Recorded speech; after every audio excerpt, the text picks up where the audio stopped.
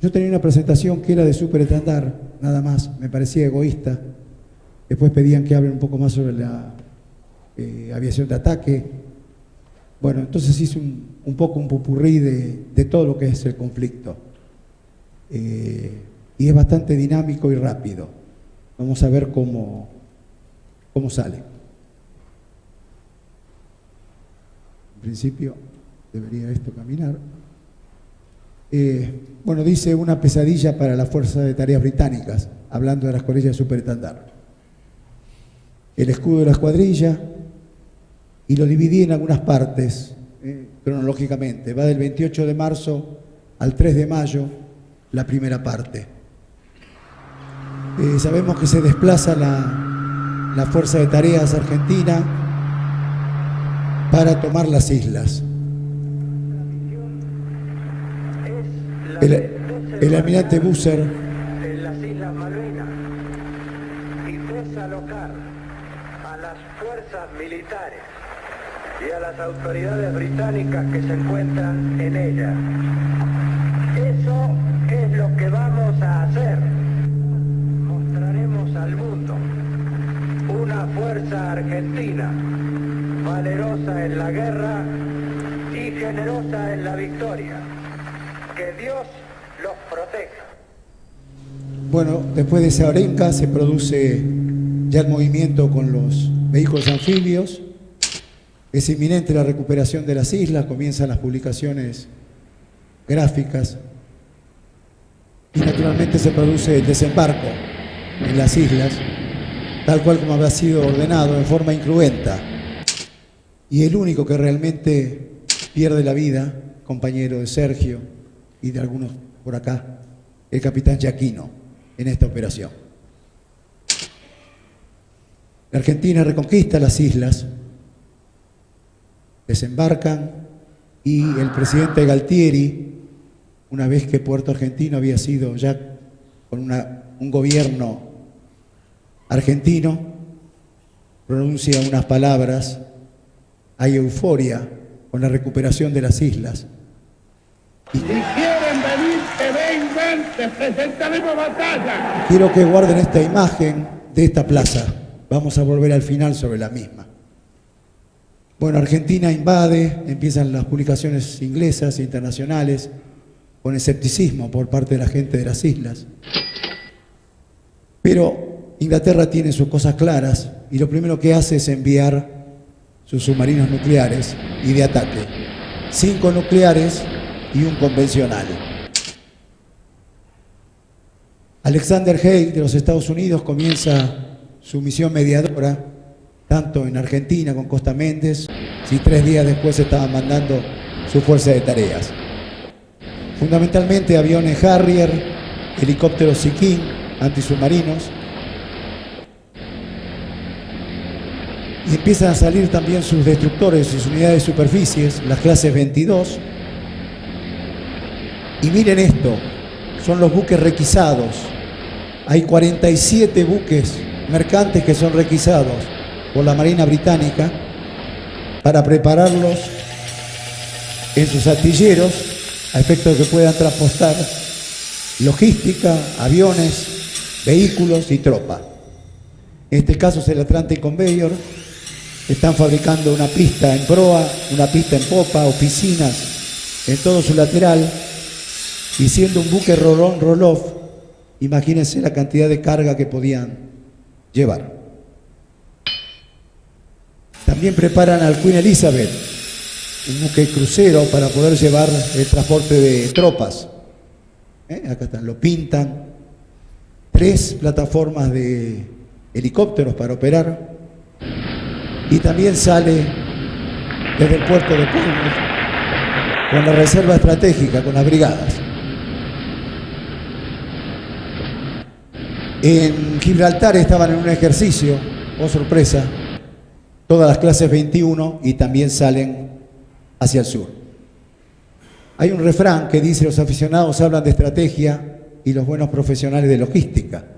Esto es lo que usó Inglaterra, 91 kilómetros cuadrados, un territorio de ultramar alquilado a los Estados Unidos, con una pista de 3.000 metros como la de Ezeiza y un lugar de fondeadero, sin puerto. Todo había que hacerlo en forma de helitransporte, la carga de los buques. Hay actividad de inmediato en el aeródromo, Wide Awake se llama el aeródromo. Llegan los aviones de carga, los Vulcan, los BC-10, los Victor, aviones tanques, Harrier, y todo helitransportado, tal cual lo hablamos, cargando los buques. Tenemos al Hermes con la Sheffield. Empiezan a cargar los buques de desembarco logísticos, con todos vehículos y transportes. El Tristan es también para tener en cuenta, más adelante lo voy a volver a citar. Una clase 42, el Conveyor, que está siendo reabastecido. Inclusive hay un Chinook que está cargando otro Chinook sobre el buque. El portaaviones también es reabastecido en Asunción. Bueno, les quedaba un trecho similar para llegar hasta las islas.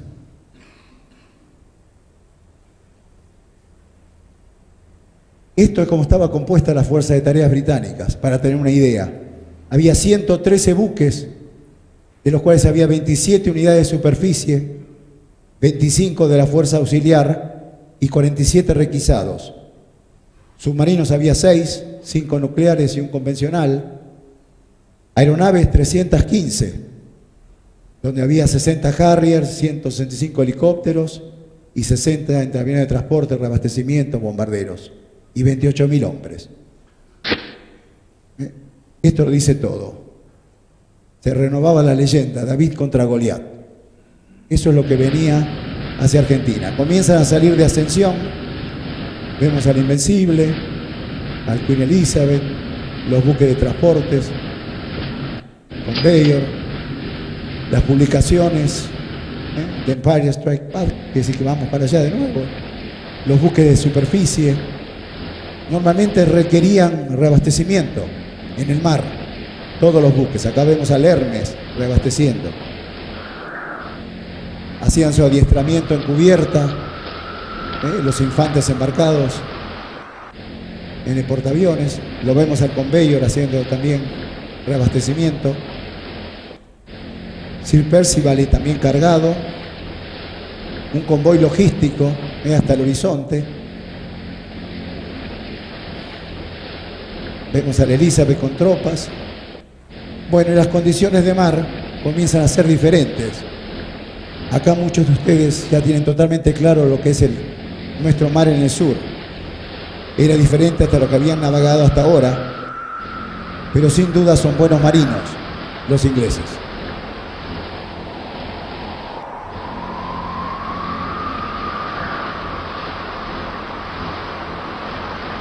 El portaaviones con mal tiempo, igual tenían sus aviones operando.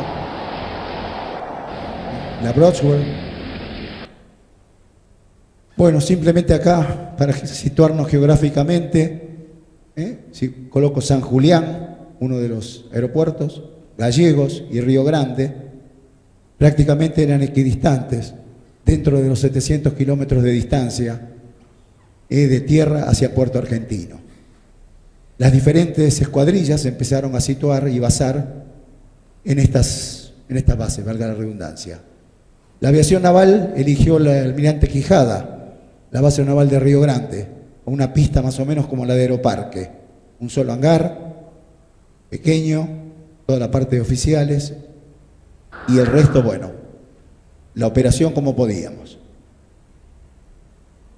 Acá se ve un poco de operaciones en Río Grande. Vuelvo a la escuadrilla, que va mezclado esto. ¿Cuáles eran los recursos que tenía la escuadrilla de superestandar? Solo tenía 4 aviones, 5 misiles Exocet, 10 pilotos y 90 mecánicos. Esta foto está tomada en el norte de Francia, cuando entregaron los primeros 5 aviones. Acá la observación que hago es que hubo que desarmar uno de ellos, porque hicieron un embargo, no teníamos repuestos. No llegaron ni los 9 aviones restantes, porque era un total de 14, ni tampoco más misiles ni repuestos. Así fue como armamos nuestro sostén logístico. Acá quiero hacer un alto simplemente y destacar que, bueno, yo tuve la suerte de poder volar este avión. Era el único avión a la altura de la guerra que se libraba. Por eso vaya mi homenaje a todos aquellos pilotos que tuvieron que volar realmente aviones en condiciones totalmente desfavorables respecto a una flota como la inglesa, tanto de la aviación naval como de la Fuerza Aérea Argentina. Este era el único avión que estaba en condiciones de hacer frente a la fuerza de tareas, aquella que les mostré anteriormente. Bueno, este es el avión, simplemente 12 toneladas, monoreactor, monoplaza.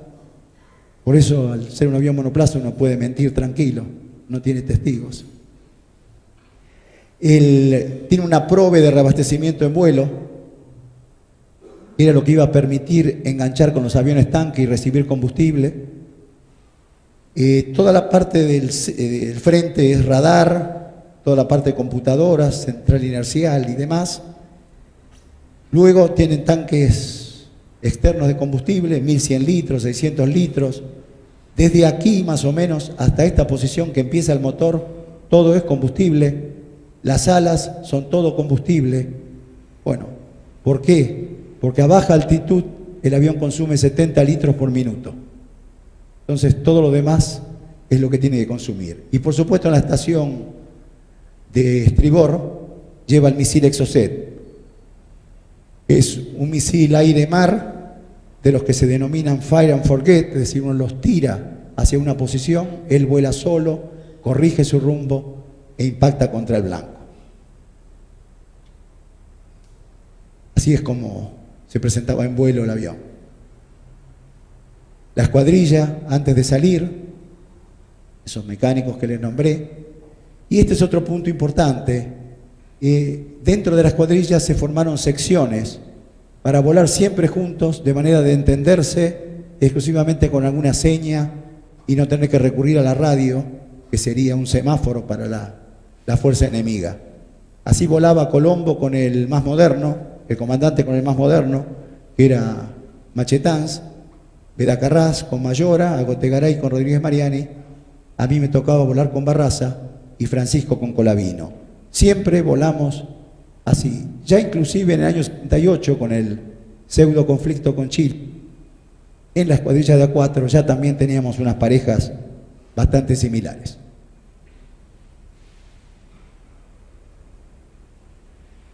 Bueno, los pilotos antes de salir.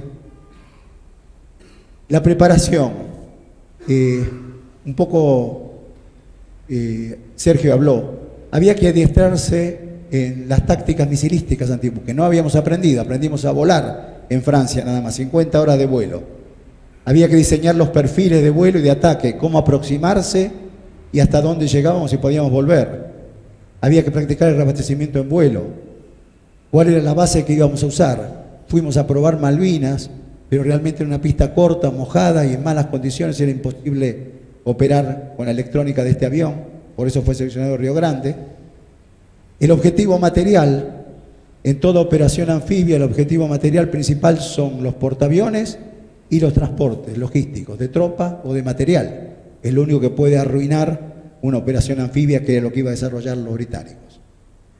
Y en logística tuvimos que hacer el alistamiento de los cuatro aviones, desarmando uno, como les dije, verificar los misiles, porque no sabíamos si iban a funcionar o no. Ahí el taller de armamento de Puerto Belgrano es destacable el accionar. Ellos trabajaban sobre los 38, con lo cual eso les dio la posibilidad de también trabajar sobre los AM-39.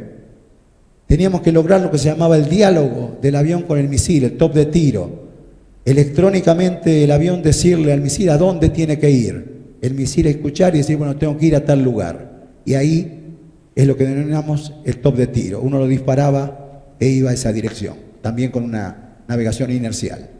Y después vino el traslado a la fuerza, a Río Grande.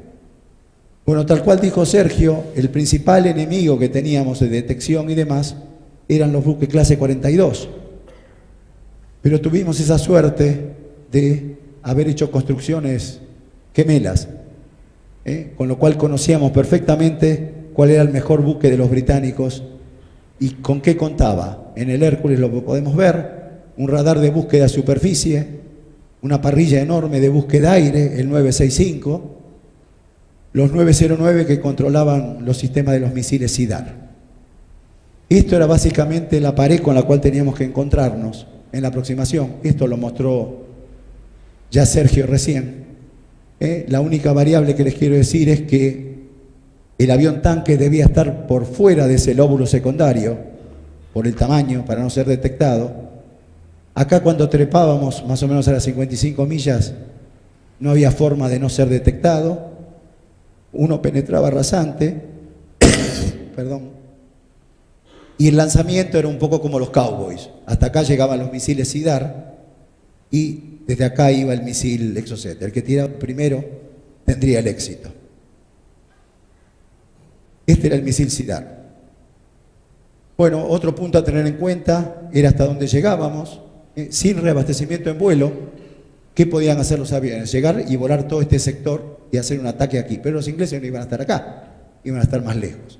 Por eso lo que había de considerar es un sector mayor con el reabastecimiento, donde ya íbamos hasta los 925 kilómetros, más o menos. Esta es una práctica, simplemente en espora. El avión tanque puede darle a 2 superestandar a la vez. Después lo vamos a ver en un pequeño video. Esta es la prueba de reabastecimiento y la canasta que despliega el avión tanque. Bueno, hay artículos donde dice que había técnicos franceses en Argentina ayudando. Es cierto. Teníamos 5 que habían venido con los aviones y se quedaron. No volvieron a Francia y nos dieron una mano en la preparación de los aviones. En la cronología de los eventos que yo les voy a mostrar acá, por eso le dije que era un poco continuo, hablamos de la recuperación, del despliegue, luego el 1 de mayo es el primer ataque y bombardeo inglés, el hundimiento del crucero, el hundimiento de la Sheffield, el desembarco, este es un punto de inflexión, el desembarco de la Fuerza de Tareas Británicas el 21 de mayo, luego se produce el 25 de mayo el hundimiento del Conveyor, el ataque a la flota el 30 de mayo, con la presencia del portaaviones Invencible, y finalmente combates el 6 de junio en Bahía Agradable, y después hay combates de tierra acercándose a Puerto Argentino, y finalmente el 14 de junio se produce la rendición de las fuerzas propias. Bueno, las fuerzas iban en rumbo colisión. Esto es importante destacarlo, Reagan con Margaret Thatcher en Estados Unidos, y acá sale de un mensaje secreto que después fue desclasificado, esta frase que es importante: queda clara la dificultad que entrañará lograr un compromiso que le permita a Maggie seguir y al mismo tiempo pase el test de equidad con nuestros vecinos latinos. No hay mucho margen de maniobra en la posición británica y no se puede ser optimista. El acercamiento de los submarinos británicos es muy preocupante. Eso es lo que transmite Reagan, con lo cual queda claro que Reagan optó por Thatcher, lo que era natural. Bueno, en el aeródromo comienzan las actividades, en el Wide Wake, en Ascensión, y el día 30 de abril preparan los aviones tanque y preparan el avión Vulcan.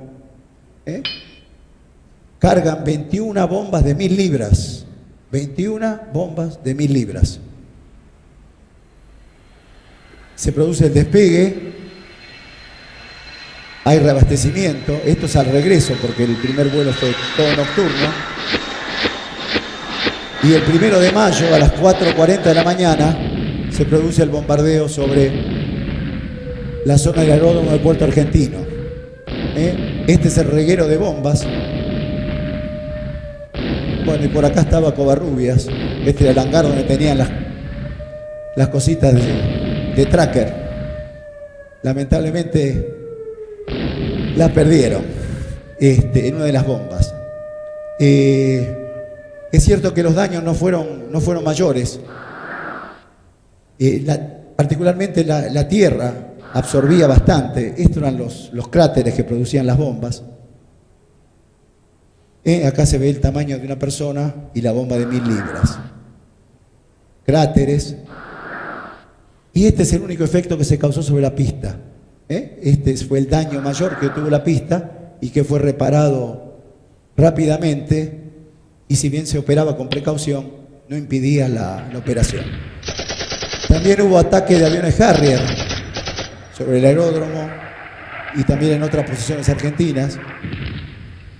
Acá están también las bombas del reguero del Vulcan.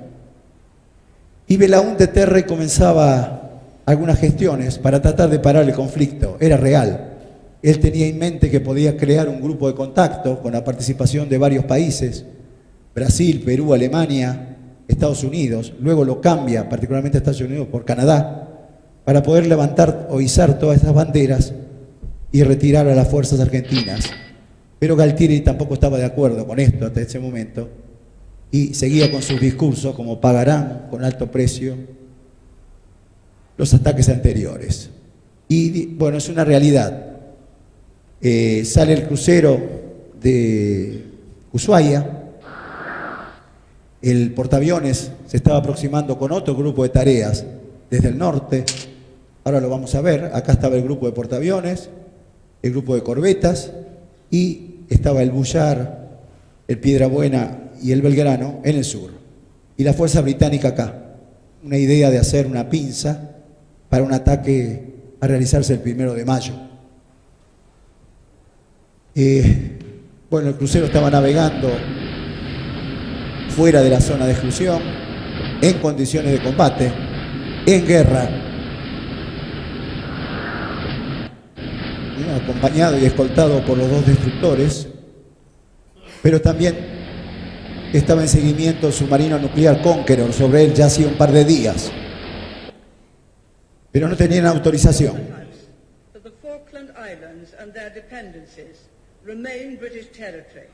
Bueno, finalmente le dan la autorización al Conqueror para realizar el ataque sobre el crucero.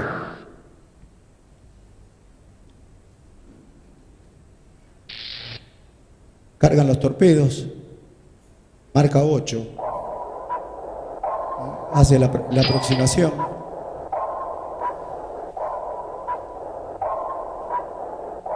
Y 2 minutos antes de las 4 de la tarde, hacen el lanzamiento de 3 torpedos, marca 8.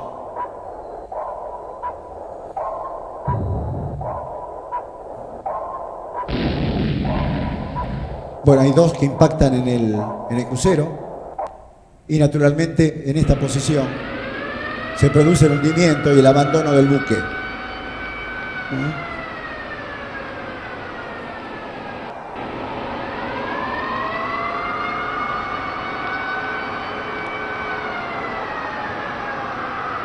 Miren las condiciones de mar que reinaban en ese momento. Y quiero destacar esto: el capitán Bonzo y el suboficial principal, me falla el disco duro, Barrio Nuevo, fueron los últimos en desembarcar el buque, abandonarlo. Uno era el comandante y el otro el suboficial de la zona. Bueno, como lo dijo Sergio, el esfuerzo de la escuadrilla de exploración en la búsqueda de las balsas logra el avistaje, la aproximación de los buques.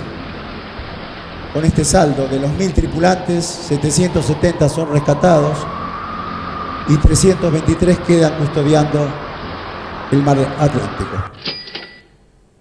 Hay sobrevivientes, rescatan náufragos, y del otro lado los diarios a la inversa, Cocha o la muerte de Belgrano. Naturalmente tenían la satisfacción de haberlo hundido. Acá regresa la dotación rescatada. Voy a la segunda parte, que es del 4 de mayo al 10 de mayo.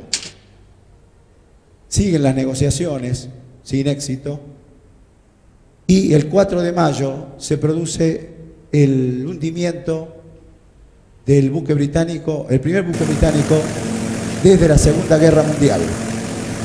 Eso se hace, tal cual lo explicó Sergio, con prácticamente de manual, con el avión Neptune haciendo una trayectoria, haciendo las detecciones correspondientes, el trabajo desde las cabinas, Pedrasoli, y por supuesto con las contramedidas detectan radar 965. ¿Quiénes tenían 965? Los portaaviones, el portaaviones Invencible y los 42.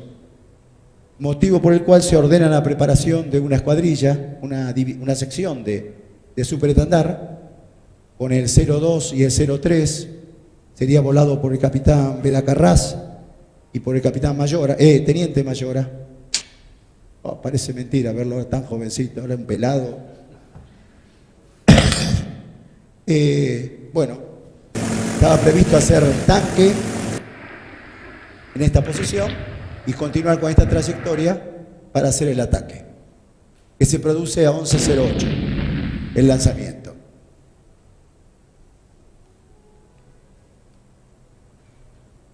Bueno, el Glasgow era otro buque piquete 42, que es el que da la alarma. La Sheffield no había tenido conocimiento de que estaba siendo atacado. El Glasgow le dice que sí, como hubo falsos ecos y demás, no confiaron mucho. Obviously there were enemy aircraft coming at us. On the second sweep, I looked across. Bueno, esto sería el radar. There. Es una reconstrucción, una They representación. couldn't see them, so they were dismissed. Los ecos aparecían y desaparecían.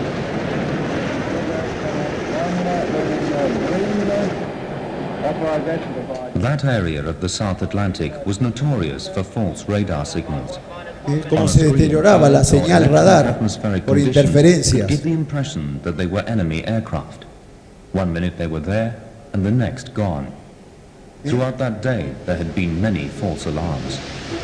Muchas falsas alarmas, con lo cual bajaron la guardia.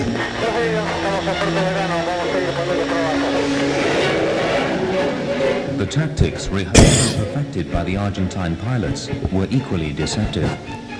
150 miles from the target, they would drop to 50 Esto es feet above the waves. lo que vimos, They were aprovechando la relying on the curvatura curvature of the Earth to de la shield them Tierra. from enemy radar. El radar At 20 miles out, they would fire their missiles. no nos detectaba For most of the hasta que trepaba y ahí sí they'd be undetectable. los buques eran el avión But era there were detectado. moments when they had to break cover and risk detection by the two types of radar carried by warships. One spots incoming aircraft. The other detects the radar Bueno, that is tenían flying para toward detectar them. los radares de los aviones que estaban aproximando y de los misiles. 60 miles from the combat zone. The Acá se aircraft trepa más o climbed to menos a 2,000 feet and switched 1500 on their pies. radars for 3 seconds to Solo get a fix on the fleet. 2 o 3 emisiones, y cuando trepó enseguida avisan y empiezan a dar la alarma. During those few seconds, the Super Étendard's radar pulses were detected by HMS Glasgow out on picket El duty. Glasgow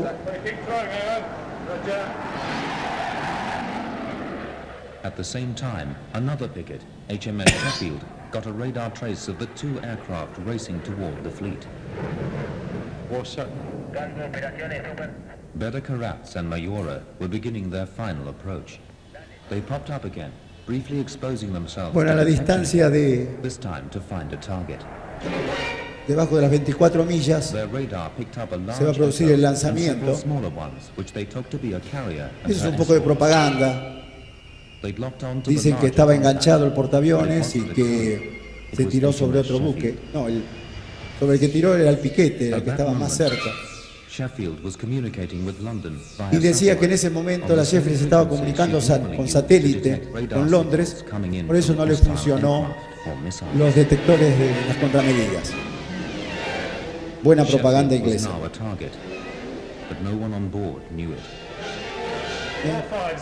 La Sheffield estaba siendo bajo ataque y nadie a bordo lo Warnings from sabía. HMS Glasgow, which was aware of the danger, went unheeded. Hostile 1040 now strength 2. Answer from Sheffield on Hawks. Sir, Roger. Bueno, ajustan los... Y cuando llegó la distancia que yo... When I was absolutely sure Bueno, el misil lo que tiene, primero cae, luego se enciende y empieza a volar también un perfil. Primero una altura y la última parte la hace a 2,50 metros sobre el nivel del mar. At that moment, I emerged from a rain cloud, and then I asked him if he had fired. He told me yes, and then I fired my Exocet. El Exocet. Bueno, acá tienen un contador Este es el tiempo que tiene el buque para hacer algo. Una vez que fueron lanzados los misiles. Prácticamente nada. Porque lo poco que se desplace ese buque lo va a corregir el propio radar del misil para que realmente no pueda escapar de su impacto. Radar operators on Glasgow watched as the Exocet's radars locked on to the Sheffield. Glasgow veía que estaban los misiles enganchados sobre Sheffield.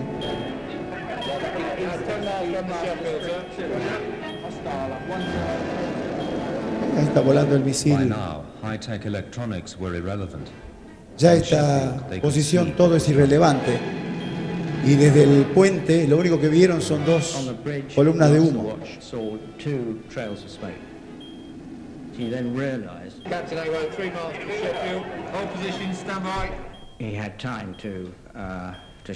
Este es el comandante que dice: el único que tuve tiempo de decirle póngase a cubierto.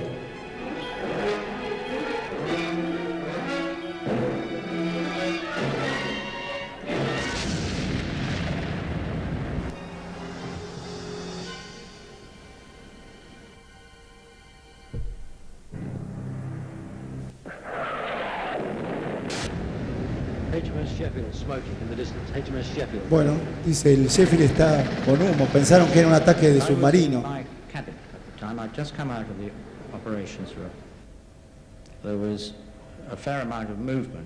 Dice el comandante que se dirigía a la zona de operaciones y decía: todo silencio. Silence. Lo único que escuchaba era gritos viniendo desde abajo. Mucho humo. Y yo pensé que algo serio había ocurrido. Bueno, sin dudas. El buque había sido impactado en la banda de estribor. Inmediatamente después del impacto que se produce es un gran incendio. No es como un torpedo que parte el buque en dos, sino que lo va consumiendo al buque. Bueno, y acá destaco el accionar del Arrow, con un buque ardiendo, con sus antabrábaras llenas y demás, se acodera al buque para que pase la tripulación, para rescatar a la tripulación del buque. Acá lo vemos. Quedó gente aislada y heridos. Esos hicieron helitransporte para poder llevarlos al Hermes, donde tenían facilidades sanitarias adecuadas. Bueno, los aviones regresan a Río Grande. Estas son fotos reales. Acá que está faltando en el ala estribor el misil lanzado. Carras, Mayora, preguntándole a nosotros cómo había sido, y se pinta la primer silueta en el avión. Acá estamos cuando pintamos la primera silueta, mecánicos y pilotos. Esta foto ya la mostró Sergio.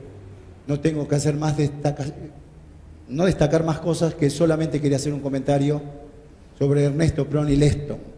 Prony Leston era aviador que hizo la carrera a través de la Escuela Gurruchaga, no la normal de la Escuela de Aviación Naval, lo que le llevaba una carrera más larga, más tiempo, y él francamente decidió retirarse, pero tenía que mantener a su familia.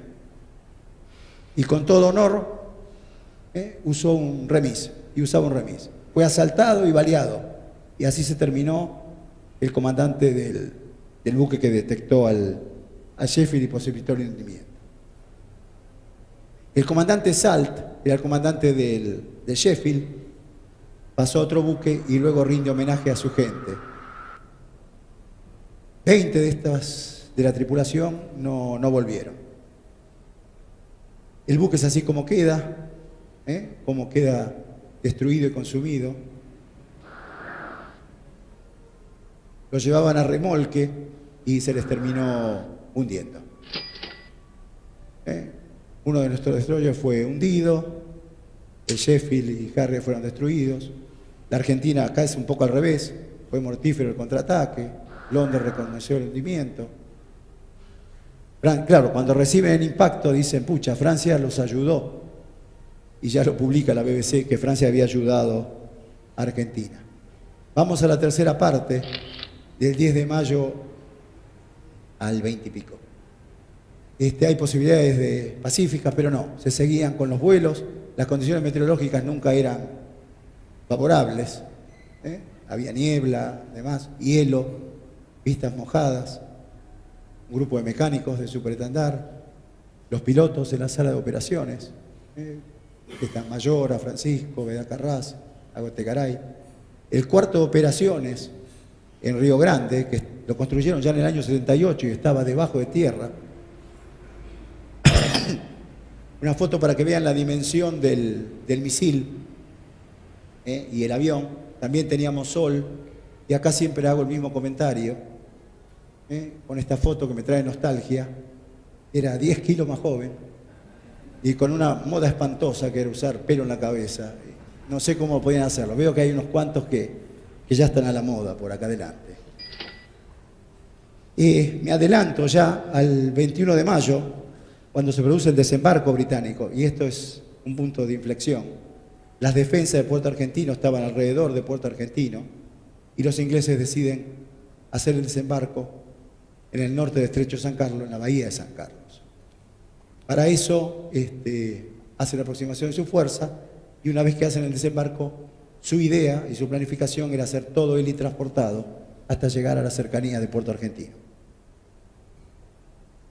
Bueno, así se produce el 21 de mayo, primero hay escaramuzas con fuerzas especiales y comienza el desembarco, prácticamente administrativo, sin oposición.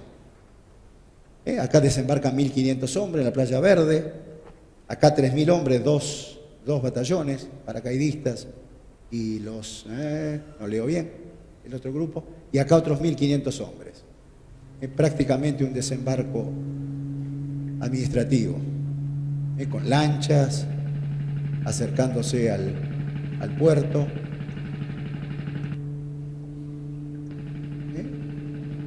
Sin oposición. Pero esto es inmediatamente comunicado a la Casa de Gobierno en Malvinas, donde estaba el centro de operaciones, y se ordena que una sección de aviones Maki, uno no funcionó, por eso pudo ir uno solo, y destaco el valor del teniente Cripa, fue solo atacar a la flota británica que estaba en el estrecho. Acá lo vemos, con un Maki y cohetes atacando a la Argonaut, y diciendo, más o menos se quedó haciendo un poco el plano de dónde estaban los buques. Mientras tanto, en tierra comenzaba la preparación logística de los aviones, tanto de Fuerza Aérea como los argentinos, los Canberra, los aviones Dagger, para empezar los ataques en San Carlos, que fueron el día 21, 23 y 24 realmente intensivos. Bueno, acá vemos más aviones, vuelo, aviones de la Armada, todos requerían reabastecimiento. Los A4, los Dagger no tenían forma de hacer reabastecimiento, por eso su radio de acción era mucho menor y su permanencia en el área de operaciones. Y acá vemos lo que se llamaba el callejón de las bombas. Esta es la altura a la que volaban los aviones, atacando en el estrecho a los buques que estaban ahí ubicados. No fue barato para los ingleses, lo vamos a ver acá, ¿no?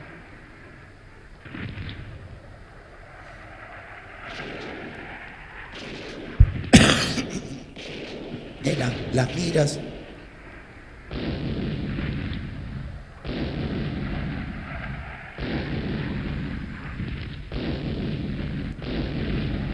Acá hay un avión que derriba, Dagger.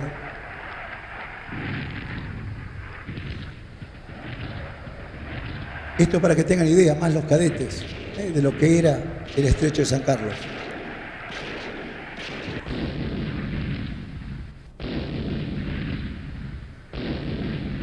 Los buques averiados.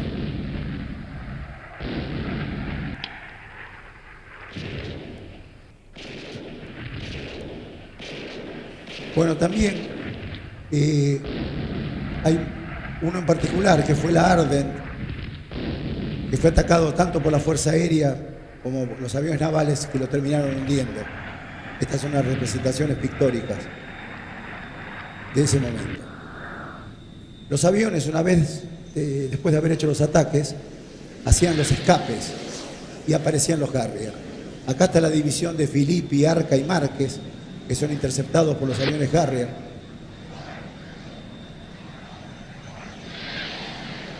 Con misiles Sidewinder. Y el 307 con Filippi es derribado y se eyecta. Posteriormente es rescatado. Hace unos días supervivencia propias. No es la misma suerte de Márquez, que con cañones es desintegrado su avión y muere en el vuelo. Y Arca en particular, que estaba con el 312, recibe averías, pierde combustible, no puede bajar el tren y se tiene que eyectar en la bahía de Puerto Argentino. Y acá destaco esto, un Iroquois sin guinche de rescate, pero sus pilotos, Benson, puso a los esquíes en el agua para sacarlo a Arca, que se estaba ahogando en la bahía. Y el avión de Arca hubo que derribarlo. Bueno, desastre naval inglés, tuvieron terribles pérdidas, pero nuestro costo también fue alto. Se perdieron muchos aviones y muchos pilotos.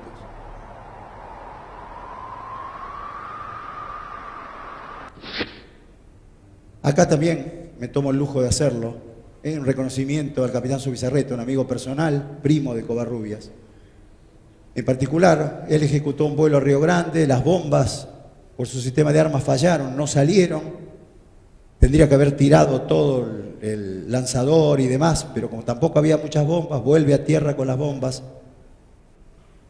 Lo sorprende la pista con malas condiciones meteorológicas, viento de través, el avión se va de la pista y la emergencia dice que cuando se va de pista con bombas afuera, lo que tiene que hacer es una eyección, que fue el procedimiento que él cumplió. Solamente que el asiento no alcanzó la altura que correspondía, porque los cartuchos que tenían estaban vencidos.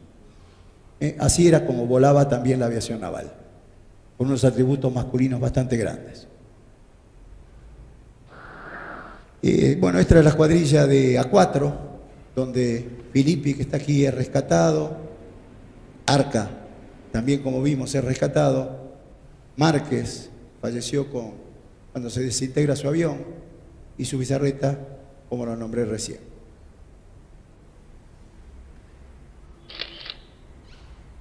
Bueno, duro ataque. Hay unos vuelos de superestandar que la consigna era, si no se tenía el blanco en el radar y demás, había que regresar. Y así fue como pasó con el capitán Agotegaray, con Rodríguez Mariani, y tuve la suerte de comandar la sección que continuaba, que fue el día 25 de mayo, en lo que se denomina la pérdida logística unitaria, todo concentrado en un solo lugar, más grande en la historia de las operaciones navales británicas. Vimos ese buque que lo habían modificado, cómo los prepararon y empezaron a cargar helicópteros Wessex, Chinooks, Harrier y Harrier. Acá los vemos, la particularidad de estos aviones de despegue vertical y aterrizaje vertical de poder operar sobre una cubierta de este tipo. Acá lo vemos anaveizando, aproximándose, y los empiezan a acomodar en cubierta. Los forran para evitar la sal marina y demás hasta llegar a la zona de operaciones. Se dirige también con reabastecimiento en el mar. Mientras tanto opera con sus helicópteros en la pista de popa, el Chinook y demás. Y este es otro punto importante. En la pista de proa tenían un buque que se llama Interceptor, listo en cubierta. Es decir, armado con misiles, como tienen la posibilidad de despegue vertical, tenían la posibilidad de hacer un despegue si había alguna amenaza. O una primera oposición despegando el avión de interceptor desde la cubierta. Bueno, acá vimos, por lo que contó Sergio, que quedan sin servicio alrededor del 15 de mayo. Entonces, ¿quién iba a guiar los aviones a donde estuviesen los blancos en tierra? Y acá destaco realmente la idea de la gente en Puerto Argentino, especialmente los que estaban con el radar TPS-43, que empezaron a hacer un estudio minucioso emitiendo en todos los lugares donde aparecía un eco de avión que venía, bombardeado, hacía PAC, volvía y desaparecía. Aparecía, volvía y desaparecía. Quiere decir que ahí abajo algo había, alguna plataforma donde ese avión se posaba, ya sea durante los despegues o los aterrizajes. Y desde el SIC de Puerto Argentino hicieron este trabajo de ploteo con el radar y marcaron todas estas posiciones del día 21 de mayo. Eran bastante ingleses, se quedaban más o menos en el mismo sector.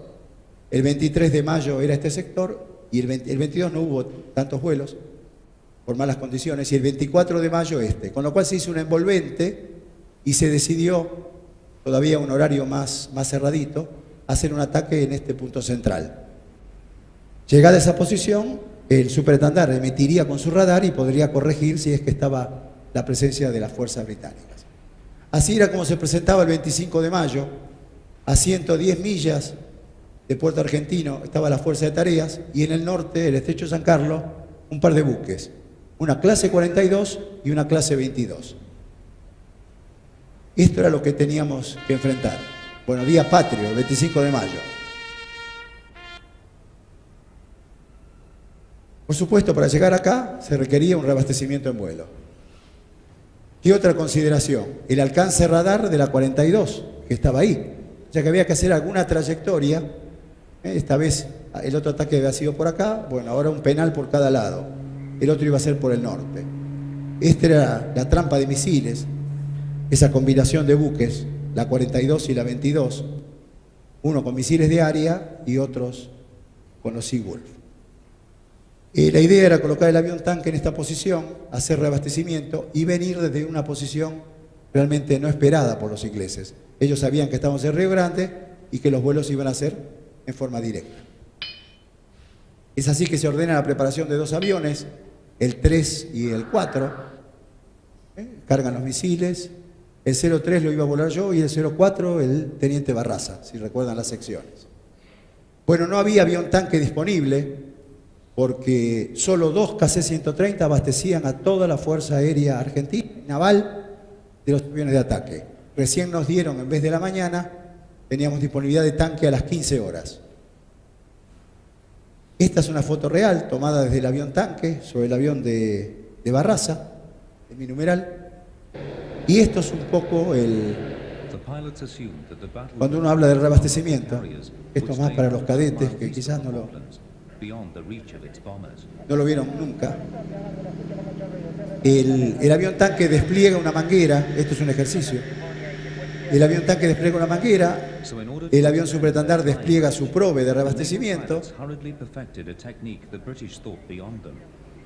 Ahora lo vamos a ver, la canasta está afuera. Todo lo que hay que hacer es venir con la probe y invocarla. Con perdón de las señoras, prácticamente una clase de educación sexual. Bueno, el reabastecimiento entonces se termina 10 minutos más tarde y se hace la aproximación. ¿Y qué pasa a las 15:20?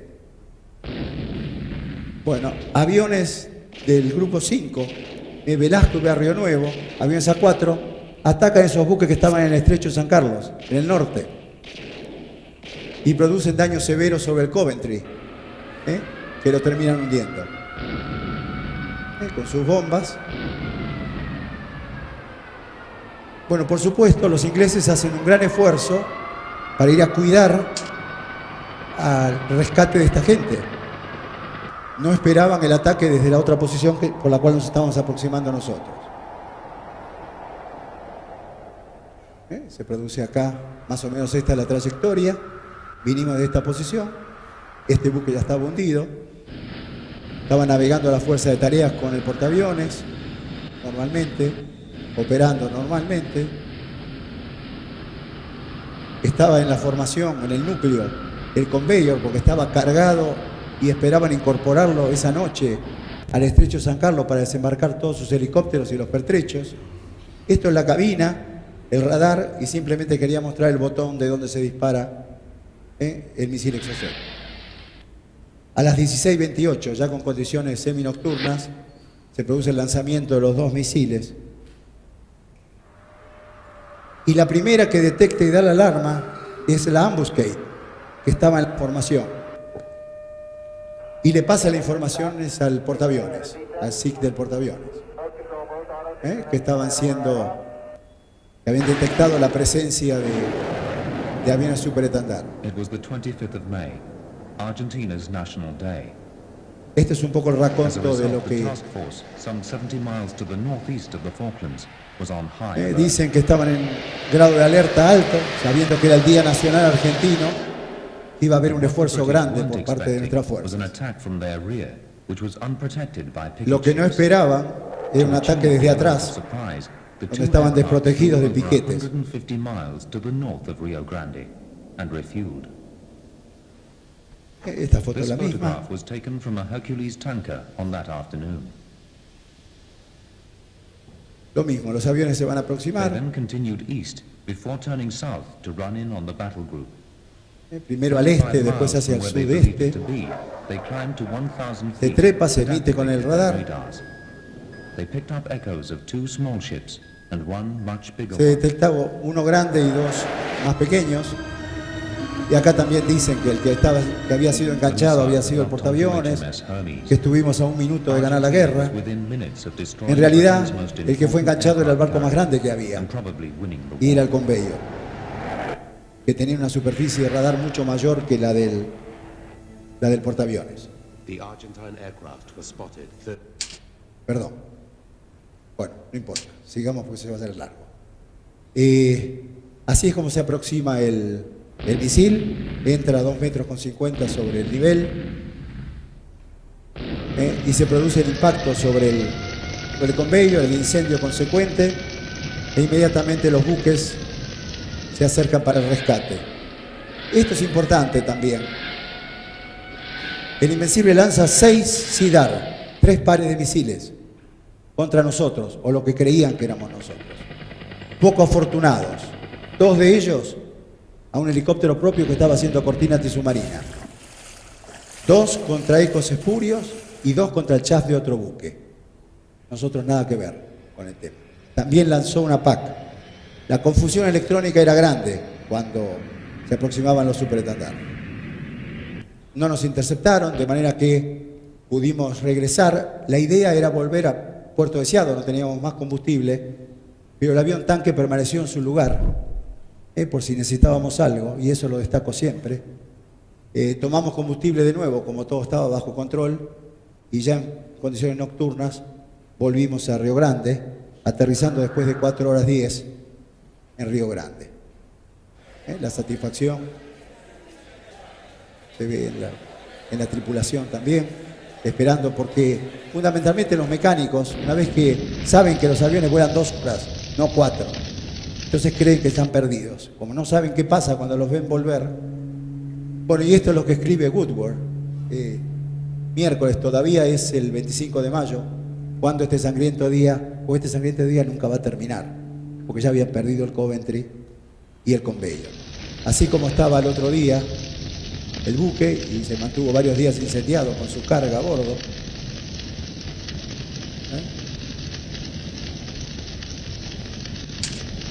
Al igual que vimos en la Sheffield, se va consumiendo. Esto es lo que queda.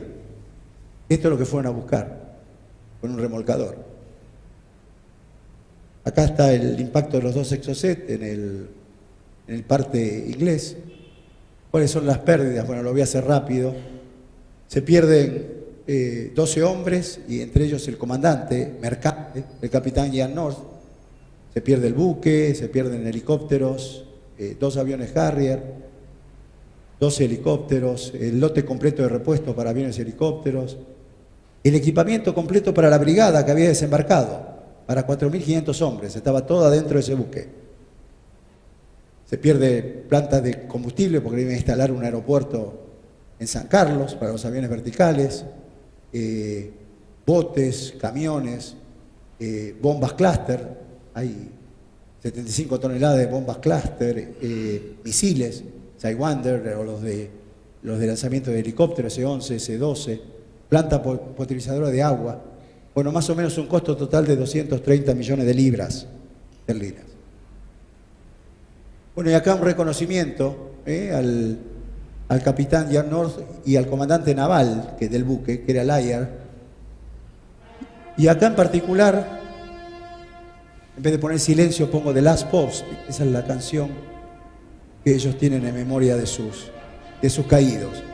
Él fue hundido en la Segunda Guerra Mundial por torpedos y se salvó. Bueno, la tecnología lo terminó matando en la Guerra de Malvinas. Corazón de roble, ponen los diarios. El día negro para la flota, la hora más oscura. Y este también es importante que lo escuchen o lo lean. Si puedes poner un poco más fuerte, no sé. Si quieres saber cómo te fue en la guerra, hay que preguntarle a tu enemigo. Y acá es... ¿quién tiene el sonido? Nadie. No importa. Bueno, explica que pierden los helicópteros Chinook. Y acá Thompson es el que realmente tiene conocimiento de que pierde toda la posibilidad de hacer su teletransporte, habiéndolo perdido en ese buque. Y acá explica cómo pudieron cometer el error. Fue un gran error, dice el comandante logístico, poner tanto en una sola canasta. Y le dijo a su comandante, están locos, poner todo a expensas de un ataque de Exocet.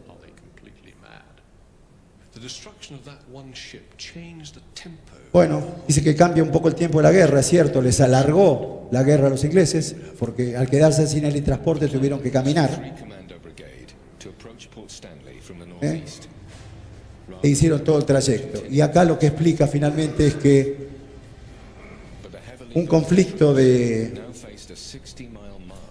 siglo XXI se había transformado en uno de la Edad Media, porque tenían que ir caminando y luchando contra las inclemencias del tiempo hasta llegar. 100 kilómetros que fueron caminando y llegaron. La guerra es sobre todo un catálogo de errores, lo dijo alguien que sabía algo, Winston Churchill. El único que le quedó, un helicóptero, y lo usaron de todas las formas. Opa. ¿Qué pasó?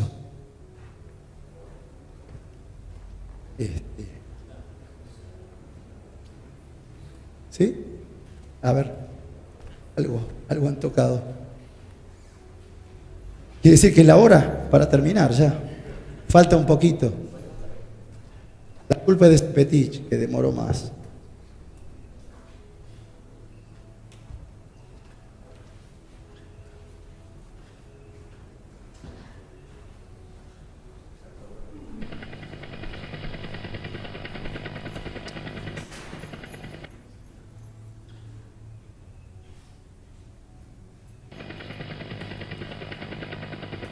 ¿A dónde estamos? ¿No?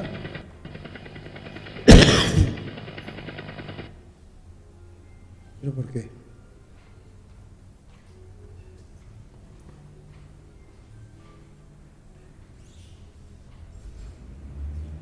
No. Ahí está. Bueno. Bueno, ahí pintamos también la silueta. Y como dije recién, los ingleses caminando hasta Puerto Argentino. La cuarta es el ataque conjunto efectuado por 2 aviones superestandar y 4 aviones de la Fuerza Aérea, y lo denomino una incógnita a ser develada, el 30 de mayo. Al este de las islas estaba operando el portaaviones, esta es la carta inglesa, con la Fuerza de Tareas. Entonces se ideó hacer un ataque con el último misil que quedaba, recuerden que había 5, y con 4 aviones de Fuerza Aérea, que la idea era que siguiesen ese misil y realmente atacasen el buque que había sido impactado por el misil, donde hubiese sido degradada su función electrónica y de armas. Era la única forma de llegar en aguas abiertas a un buque con esas defensas aéreas. Bueno, había que hacer también reabastecimiento en vuelo, lo vuela Francisco con el misil, los aviones de Fuerza Aérea con bombas convencionales, los A4C. Estos eran los sistemas de detección que había para avisarle a los ingleses, el radar Thompson de los chilenos y algunos submarinos que estaban por acá, alertando también el despegue. La idea era 2 aviones tanque, porque había 6 aviones que reabastecer. Acá están reabasteciendo, tanto el Super como los aviones A4. El avión de Colavino no llevaba misil, pero electrónicamente podía colaborar con el de Francisco si fallaba el de él, para poder dar indicaciones al misil. Había una operación normal en el portaaviones.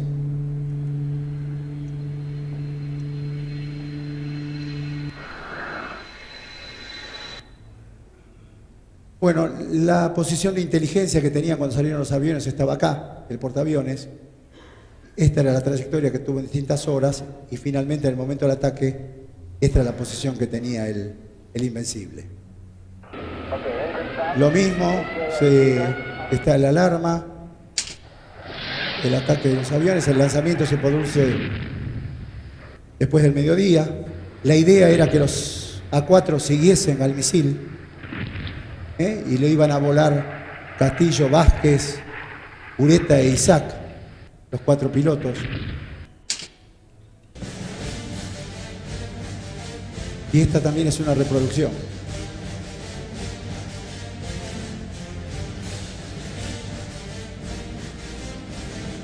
Por supuesto, acá están mucho más cerca de lo que se vuela normalmente porque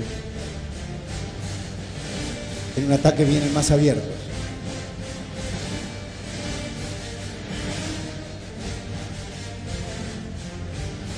Bueno, a la distancia, para iniciar la detección, levantan los super, hacen el lanzamiento.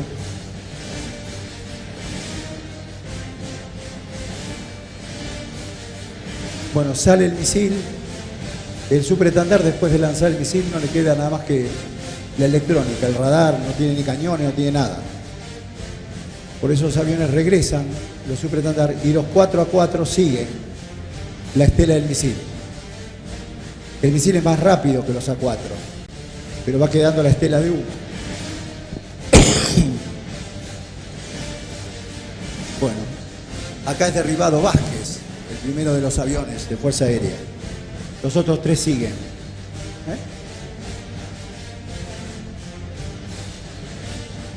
Un poco más adelante, el que está a la izquierda, Castillo, también es derribado por un misil Sidar. Y estos 2, Irak y Ureta e Isaac, continúan. Y acá repito esas palabras que dije antes. Los atributos masculinos bien puestos. 2 tipos que habían perdido sus compañeros siguen adelante en el ataque al buque. Bueno, desde el buque le tiran hasta con las ojotas, lo que había. Con los misiles, con los cañones. Este era el Avenger.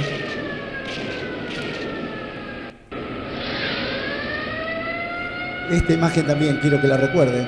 Esto es un lanzamiento simplemente de Sidar, pero miren el humo y demás. Esta es una representación. Y los aviones regresan normalmente a Río Grande, 2 menos de los aviones A4 y los 2 superestandar. Bueno, acá podremos hablar mucho tiempo. En teoría, lo que dicen los ingleses, esta producción inglesa, es que el Exeter fue el que derribó los aviones, el Avenger también, y que el portaaviones Invencible estaba acá. Y que el ataque se habría producido sobre el Avenger y demás. Es lo que también dicen los libros de derrota. Acá cuando llega la emoción de Ureta e Isaac por haber perdido sus compañeros, un año después, un héroe de la Segunda Guerra, Pierre Klosterman, los recibe en el edificio Cóndor para saludar a estos 2 héroes. En una guerra, la primera baja es la verdad. Algún día se sabrá realmente el resultado de esto. Ya queda solo lo del 6 de junio y el 8 de junio, que también es un mérito de Fuerza Aérea. Al haber perdido el helitransporte, la idea de los ingleses fue traer con buque las tropas acá, juntarlas con aquellas que venían caminando, más descansadas, y aproximarse hacia Puerto Argentino. Es así como ingresan a lo que se llama Bahía Agradable el 7 y el 8 de junio, y los aviones de Fuerza Aérea los detectan y producen un ataque desastroso sobre estos buques, el Tristan y el Galahad, donde hay 60 hombres ingleses que mueren. Una cantidad de bajas impresionante. Bueno, sin embargo, los ingleses seguían aproximándose, ya se empiezan a ver las colinas cerca de Puerto Argentino, las posiciones propias. Bueno, Santillán debería explicarlo mejor, pero lo voy a pasar rápido. Feroces combates de día y de noche se producen. Acá lo vemos al capitán Robacio, en su estado mayor. Y hay combates de día y nocturnos permanentes. Los ingleses siguen avanzando, rodean la posición del batallón 5 de Infantería Marina, y finalmente se va replegando las tropas sobre Puerto Argentino. Este es el final, prácticamente, con el ingreso de Gozo. Cese de hostilidades, Menéndez y Jeremy Moore. Jeremy Moore dice que todas las tropas han sido rendidas, se entregan las armas argentinas, cesó la lucha, cesaron los combates, se firmó un acta para retirar las tropas. Del otro lado, los diarios a la inversa, Victoria, y Galtieri habla esa noche. El combate de Puerto Argentino ha finalizado. Acá tienen la plaza, aquella que vieron el 3 de abril, bueno, se transformó en esto. Esta es nuestra sociedad. 74 días después, lo que era un grito, un aplauso, se transformó en piedras. Y la leyenda acá falló. Goliat venció a David. La última parte son simplemente homenajes, lo voy a pasar rápido para no demorarlos más. Esto es demasiado. Se pintaron las siluetas de los aviones. Y este es un pabellón que se trajo de Malvinas, de los 74 días flameando. Y acá rindo homenaje a alguien. Primero al comandante. Yo tuve como comandante al capitán Colombo. Puedo decir que hay comandantes para la guerra y comandantes para la paz. Él fue un comandante para la guerra. A los mecánicos, fundamentalmente. El que sube al podio, como en las carreras de Fórmula 1, es el piloto. La medalla, el champán. Pero la batalla o la carrera se gana en los pits. Si estos mecánicos no preparaban los aviones, la resistencia de una cadena es la del eslabón más chico, del más débil. Ahí es donde se perdería la operación. A los camaradas del Ejército y de la Fuerza Aérea Argentina, sin duda, han peleado denodamente. A un enemigo profesional y digno. Más bajo, poneme un poco. A la República Hermana del Perú. Señores, es el único país que ayudó a la Argentina, que no quepa ninguna duda. Todo lo demás son habladurías. A una Argentina muy sola en este conflicto, a una armada legítimamente orgullosa por lo que sus hombres hacían, no tengo duda. A aquellos que dieron todo, a la familia, esos hijos chiquitos, lejos, que no sabía qué pasaba, naturalmente a Dios. Este es el personal de la aviación naval que quedó: Zubizarreta, Márquez, Benítez, Miguel, todos estos pilotos, ese oficial Barrios, Lobo, Vendramín, Grimaldi, todos ellos estaban en el crucero de Argentina con el helicóptero Saluete y demás, los hombres perdidos. Y quiero cerrar con esto, con una frase que dice: no sé si el sacrificio de estos pilotos devolverá las Malvinas a su país, pero sé otra cosa, tal vez más importante, porque las Malvinas tarde o temprano, y el mundo gira hoy muy rápido, serán argentinas. Sé que cuando en adelante se imagine uno al argentino, ya no pensarán en el gaucho típico, en el engomado cantante de tangos o en la presidenta de revista. Pensarán en esos pilotos que han sabido morir por saber por qué vivían, privilegio hoy al alcance de muy pocos. Es lugar común decir que Argentina ha sido bendecida por todos los dones del cielo y de la tierra, pero sobre todo ahora lo vemos por sus hijos que se hicieron aviadores. José María Carrascal. Bueno, esto en particular es el cementerio que lo hizo la empresa donde estoy trabajando yo, el señor Arnequian lo donó, está en Darwin, con los 649 hombres y las 237 tumbas. La escuadrilla recibió naturalmente la condecoración. Y lo único que me queda decirles es que la única batalla que se pierde es la que se olvida. Gracias por estar acá y no olvidarla.